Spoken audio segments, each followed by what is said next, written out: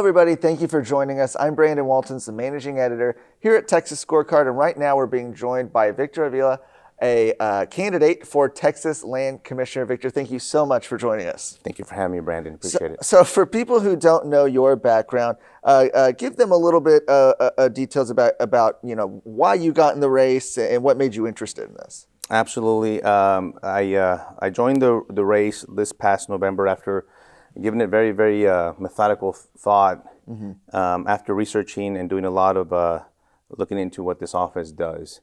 And really, when I saw the duties of the Texas Land Commissioner, basically had my name written on it. I have experience that is very unique to this office that I could bring and experience. Some people might know, I'm a retired ICE Homeland Security Investigation Special Agent, and I worked at different levels of government. I worked at the county level, I've worked at the state level, federal level, and an international level, which gives me a very good sense of what to bring to this office when it comes to negotiating. And we'll get back more into details about that. But I've born and raised in El Paso, Texas, worked most of my career on the border, obviously in the side of Texas, and also on the Mexican side as a U.S. diplomat, representing our country and our state, and also abroad in Europe. What do you think the problems? Obviously, this is an open seat now, but what issues do you have with perhaps the way the office is currently being run? Well, there's some, and one of the reasons why I ran is I want to be a change agent when it comes to this office, and do things that possibly have never been done before. And it's not just because maybe the office can't do it. It's just that nobody has possibly explored the capabilities of the General Land Office. And that's what I'm known for. That's what I've done in my career. And that's what I plan to do in this office. And I bring, for example, you asked me what previous things have been done or not done well in this office. And one of the examples is, for example, the crisis management when it comes to our hurricanes or tornadoes that we face and these natural disasters. I bring that experience firsthand. I'm not a person that can talk about it, but a person that has been there and done that. I've worked Hurricane Katrina in 2005 on the ground. And I know a lot of people might not be aware of, but the Homeland Security Department does a lot of things, not just law enforcement, but we respond to these natural disasters. And in 2005, that's exactly what I did. And I was able to look at the situation on the ground from security purposes all the way to placement of individuals.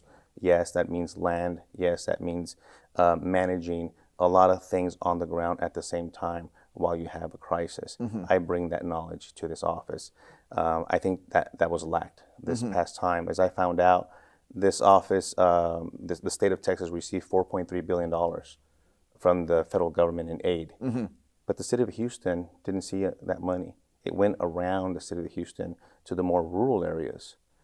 And I'm wondering why. Well, the criteria that was used to determine who received the money was erroneous in the sense that the qualifications didn't merit for the core urban developed areas. In other words, the city of Houston didn't qualify and therefore they didn't get the money. And I'm thinking, I'm a logical person. I look out the window and I see that it's flooded and that the water is up to the roof levels. That's what I need to see to determine that the help needs to go here. I don't need a 105-point inspection of a document from the red tape and bureaucracy of the government. And I bring that logic, that common sense approach to this office. When you look at, we'll talk about this, I think, for quite some time. It's the biggest issue, I think, one of the biggest issues you hear from folks over the last year or so has been the increased attention on the invasion on our southern border right now. What can the land office be doing? Obviously, you've got your history as a retired ICE agent in your own perspective. Is there anything the land office can be doing to try to push back against this? Absolutely. As a matter of fact, the General Land Office is already involved. They're already working together with our governor to build the state wall. And some of it is already up, as a matter of fact. And so this office will actually increase their presence when it comes to the southern border. You know, the 13 million acres of land that the General Land Office oversees and protects in the state of Texas, I think the one that we're going to concentrate, at least I am, first, is that public land on our border. And along with the public land is that land that touches the private landowners and ranchers. I just got back from the border talking to them again. I've been going there this whole year once a month, aside from my expertise as a border agent, because I like to learn more. I like to learn from the people. I want to hear from the border agents, and I get briefed by the sector chiefs. And the landowners tell me they're ready to donate their land. They're ready to negotiate because they're fed up with the illegal activity coming through their property, not just illegal immigration and what they face with that, but they're afraid of the cartels. We have armed cartel members patrolling on their Texas property, and they're afraid to shoot this guy or defend themselves because they know they'll bring the wrath of the cartels on them, and they're not going to do that. So they're afraid in their own property, in their own home, in their own state of Texas. Is the state of Texas doing enough right now to push back against it? No. So what you see down there, and I just saw it last week, is a heavy presence of Texas DPS, our troopers, which are doing a phenomenal job. But what they're doing is law enforcement, which is great. You can't turn left or right and not see a trooper. And it's great. So they're interdicting, stopping human smugglers, drugs, guns, people with warrants, you name it, which is incredible in law enforcement. It's great, but that's not border security. And there's a big difference. Border security means when we stop people from coming into this country in the first place. And so the National Guard is there. Unfortunately, it's not doing that. I mean, there's a presence. It's not deterring anybody. If you can show me one person that has been detained by the National Guard and sent back to Mexico, please let me know, because I'm aware of not one person that happening to one person. Some of the individuals that have been arrested for criminal trespass under the state, there's a lot of issues there. Some have fallen through the cracks. Some have spent months in custody. Some have spent no time in custody. Some have had their charges dropped. Some have had their charges reduced. It's a mess. But the bottom line is eventually these people then get sent over to Border Patrol, and Border Patrol releases them into the country because the catch and release policy is well in effect under the federal government. And what do you think the solution is there? There's a lot of ways we could solve this. The state ultimately does have the power to do it. We do not have to rely on the federal government. And in fact, if we did, we would see even worse of what we're seeing today. And I think I told you earlier, I've been going there, and every time I have a glimpse of hope that it's getting better, and absolutely it's not. It's actually getting worse. We've had police officers now being killed. The constable that was killed in Houston by an illegal alien. This is going to continue to happen. The last thing I want to see is bloodshed on a river against a border agent or someone else get hurt because of the lawlessness that's happening down there. What can we do? We can start actually putting the barriers where it matters. Wall, barriers, gate, whatever you want to call it. But we need to strategically put these barriers, some of it on private land, some of it on public land, where it is going to reduce the amount of traffic coming in to begin with. We're stopping them from coming in. We need to start sending the message that you're not going to come into the state of Texas, because we need to protect our sovereignty at this point. It's not just the state of Texas that we're protecting, by the way. It's the rest of the country. Right. A lot of people that I've been contacted outside of the state of Texas, they're urging me, please do something, Victor, because whatever you do down there in Texas is affecting us over here in Virginia, Chicago, Colorado, you name it, coast to coast, because these illegal aliens are going everywhere. And there's my biggest concern is the criminal element that coming in. We could talk about this all day. I mean, but we have serious offenders coming in. Prior deports coming right back. Individuals that have committed serious crimes in this country, have served their prison sentence, have been deported, they're coming back. Also, don't forget the national security and public safety issue that we face. We have terrorists in Mexico. Yes, you heard me right. We have terrorists in Mexico. As a matter of fact, Mexico released one 2 weeks ago. But you didn't see that in the news. Yemen national on the FBI terror watch list. Released like any other illegal alien. You have 30 days to leave the country of Mexico. Where is he? No one knows. Is he in our country? No one knows. This is what we face. The last thing we need to do is find out when someone tries to hurt someone else here in our country. That's too late. We need to do something about it now, and it's all comes down to the border. What are we also looking at? We're looking at the imminent threat from the cartels. I know that firsthand. I was almost killed by them. My partner died next to me and was killed in the line of duty by the cartels. I know firsthand the imminent danger that we face because of them. And that battle-tested nature that I will bring that in battling them, in confronting them. And this is to stop the flow of the human smuggling, the human trafficking, the drugs, the methamphetamine, the fentanyl. Now, we all know about the overdoses of fentanyl. That's been chaotic in our country, over 100,000. But it's the methamphetamine that's causing the crime surge in this country as well. That's what's tied directly to these criminal activities. I've talked to Dallas Police, San Antonio Police, Abilene Police, Houston Police Department, and it's meth. Colorado, it's methamphetamine is the big problem they have right now. Interesting. Moving back to the Land Commission position itself, one of the issues that the current commissioner, George P. Bush, has gotten in a lot of hot water with over the last few years has been his plan to reimagine the Alamo. How would you have handled that? Very simple. We need to preserve and defend the Alamo. Simple as that. If somebody wants to move it, if somebody wants to change it, I would oppose that. Simple as that. I put my foot down. I'm the land commissioner, and you're going to leave it alone. Plain and simple. See, I'm ready to make the hard right decisions instead of the easy wrong ones. And that's what I bring. I bring conviction, and I bring the citizens of Texas first. Our citizens want to preserve. I will defend the Alamo. I will leave it as is to preserve our history. No one's going to move any monument anywhere, not in front of the hotel. They're not moving the whole Alamo to Loop 410. It's not going to happen under my watch. Why do you think that plan kind of went so sideways to begin with? Well, you have to stand your ground. You have to make a decision. And when you don't, if you give them an inch, they'll take an arm. And that's, I think, what happened here. There was not a clear, decisive, moving forward. They didn't say, this is what's going to happen. And they opened the door. And when you open the door, there's a lot of issues that happen. I understand there was also some complications and again, negotiating issues with the city of San Antonio and the land and what was going on with, and I was just there. I actually stood out there and I saw the new construction of the museum and what's going on. It's actually looking really nice now, and hopefully it'll move forward in the right direction. I'll make sure it does when I get there. Land office is also responsible for the permanent school fund. Is there any reforms you would make there?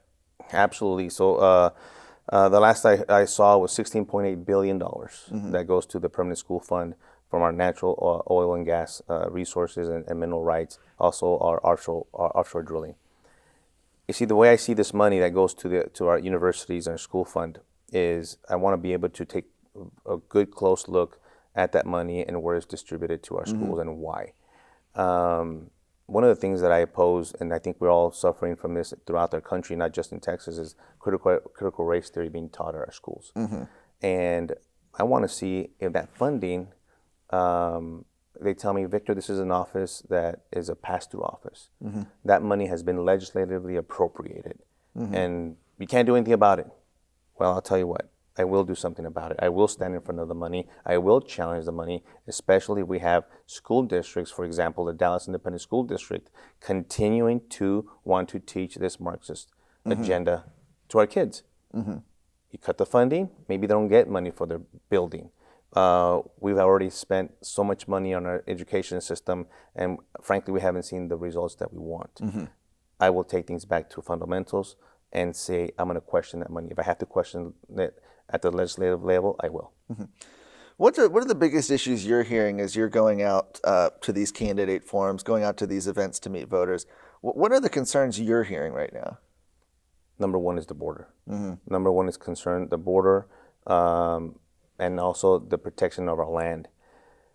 We've sold 140,000 acres to China down in Valverde County, right next to Laughlin Air Force Base, to a Chinese billionaire that has ties to the CCP.